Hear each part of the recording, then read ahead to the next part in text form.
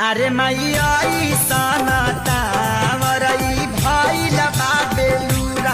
अरे माई हमारो मोहब्बत अभी भइल नाही पूरा। अरे मैया सनता मरई भइल बा बेलूरा। अरे माई हमारो मोहब्बत अभी भइल नाही पूरा। तनी भौवे आवाज तबे खुल गौवे राज बड़ा लगवे नुलाज गलती से सारा इज्जत झाड़ू से बाहर